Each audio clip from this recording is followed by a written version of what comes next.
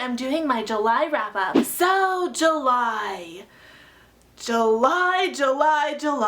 It wasn't the best of reading months for me. I mean, there was like a solid 2 weeks in there where I didn't read at all. So I suppose the 4 books I managed to finish in the other 2 weeks really isn't that bad, but I am still like 15 books behind in my reading challenge for the year, so I got some catching up to do. Hopefully I can do that in the coming months. You know, fall is a good season for reading. There's a lot of great book releases, and the weather starts to get colder, at least for people who aren't in Southern California, so, you know, it's good reading time, the fall season. Anyways, let's just get on with these 4 books that I finished in the month of July, / the first 2 weeks of July. So first up, I finished The Name of the Wind by Patrick Rothfuss.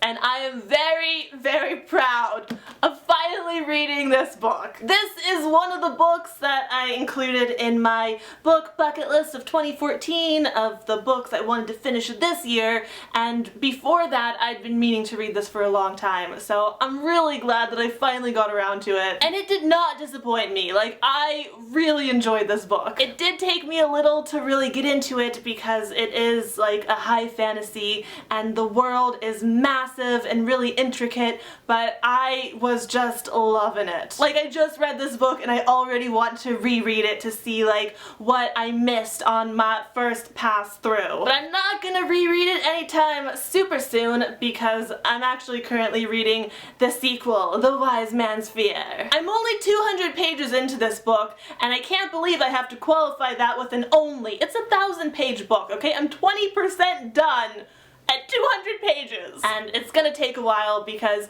Ben and I are reading this one for Katytastic book club, and you know, reading aloud 1,000-page book seemed like a good idea at the time, and it actually is really fun, and I want to get back into this soon, and finish it. It's in my TBR for August, okay? And then, for my TBR jar challenge this month, I was supposed to read a book that won an award, and I decided to go with Aristotle and Dante Discover the Secrets of the Universe by Benjamin Alire-Sainz. This book was so hyped up, like so many people love it, and I did really enjoy it, but I feel like in this case the hype kind of made me expect a little more. It is beautifully written, like I 100% understand why it won the awards that it won and why so many people love this book, but I just didn't connect to it quite as much as I thought I would based on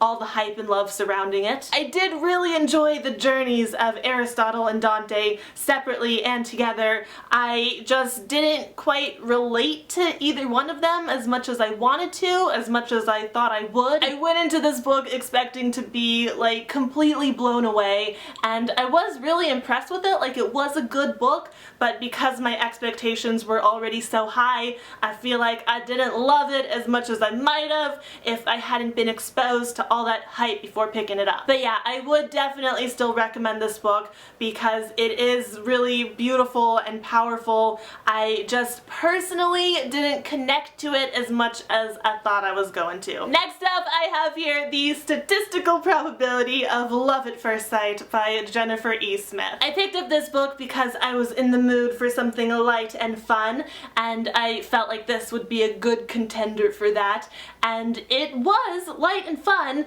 but not quite as fun or cute as I'd hoped it would be. Like, I wasn't really that impressed with this book, though I was entertained, and like I said, it was great for the mood I was in. It takes place over just 24 hours as we follow this girl who is on her way to London for her father's wedding to this woman she's never even met before, and on the plane right there she meets this guy and they start to fall for each other, but then they get separated and she's not sure if she's ever gonna see him again. What's gonna happen? Oh no, you have to read it to find out. Or you could just wait for the movie, because this is actually being adapted into a film with Robert Sheehan, which automatically makes me interested in that. And this is actually one of those rare situations where I feel like the movie might be better than the book. Like, the book already almost felt like a movie because it takes place over such a short period and it is so short. So yeah, I am really looking forward to the movie because I think that is going to be awesome, but the book didn't really blow me away. Like, it was fun and entertaining, but it's not making it onto my favorites list or anything. And finally, I have here The Wicked and the Divine, Volume 1, which is the first 5 comics in a binder. I picked up this one just yesterday because I wanted to read at least one more book in the month of July, and a comic collection counts toward that.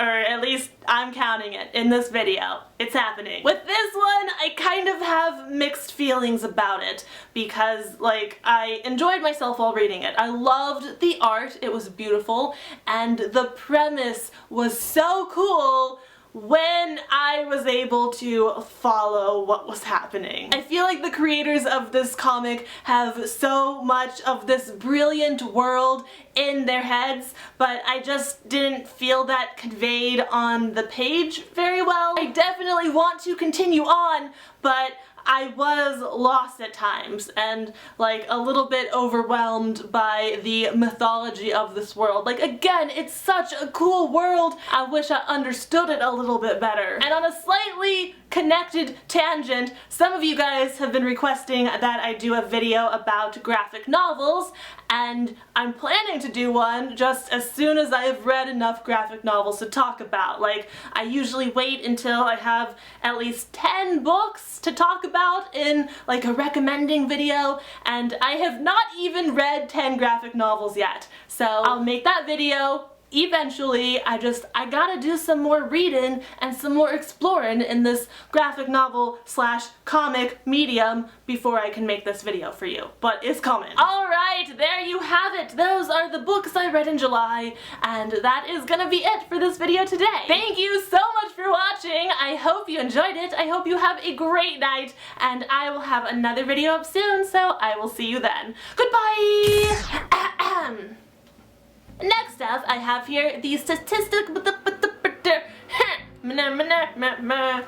Words are hard. Next up, I have here the Statistical.